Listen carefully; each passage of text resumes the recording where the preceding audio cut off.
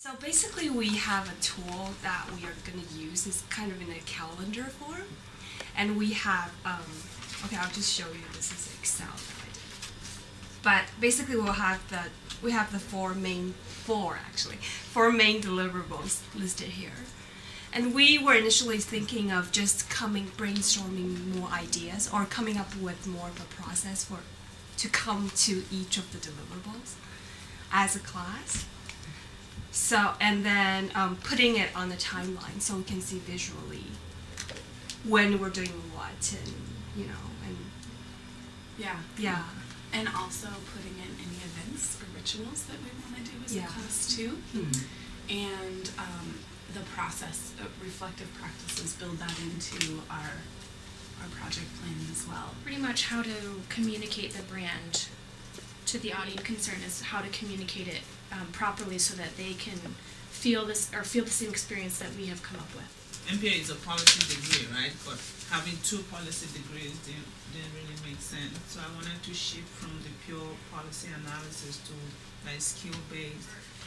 So the development specialization as the main competitive specialization with MPA. But when you just said that, I was like, oh, probably is. And I'm wondering why would someone choose development over MPA? Is it because all the language that I've gathered is that people are avoiding administration and management? It's sort of like they think it's like paperwork or something like that. That's the feeling that I get when they say that. And I'm wondering if also they are more interested in like academic writing about like theory and development instead of like how to manage projects. Just one point. Are we like competing? Because I keep hearing that word like get brought up, and I just wonder if we're competing or if we're just trying to attract our niche. We're just trying to pull in. What does that mean? Which section of international management? Right. It sounds so non-committal. Right. Leverage. It's like undeclared. Yeah. Yeah. Undeclared. I know. Leadership and development. Leadership and organizational development. Yeah. Something like that. I don't know. Be specific about what it is, but something I'm thinking about. so that it's clear. That's what I'm looking at. Or MPA and capacity development. I don't know what that would mean. Or just MPA. Why can't we just say really simple MPA, and it's the MIIS MPA. And Yes. The MIIS MPA makes a difference. That's actually I just wrote a note. So is it too ambitious? I mean, we have 2 months. Just gonna say reality here. Is it like what you were saying? We gathered the data, we analyzed the data, we developed the recommendations. Hello, straightforward.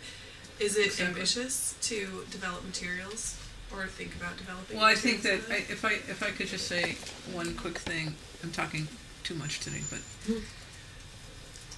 if you get the data, analyze the data, and come up with recommendations and products that support the recommendations, and they'd be sample products like a recommended logo, a recommended brochure, a recommended flyer, a recommended mock-up of a website. I'm just giving examples, or an illustrative video that has the right messaging. Just think it's a little package of illustrative products that support the brand identity. Have a budget attached to your recommendations, aren't you? Yeah. And then you're gonna analyze. You can propose alternatives and make suggestions vis-a-vis cost effectiveness as part of your recommendations.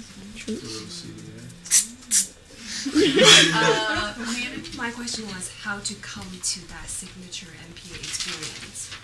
So would that take to develop that? Problem that I want to address is that most people don't recognize what the MPA program consists of. So how do you connect the fact that half of the MPA program is delivered to everybody in the school? Because you look at it from the MPA perspective, which is really great.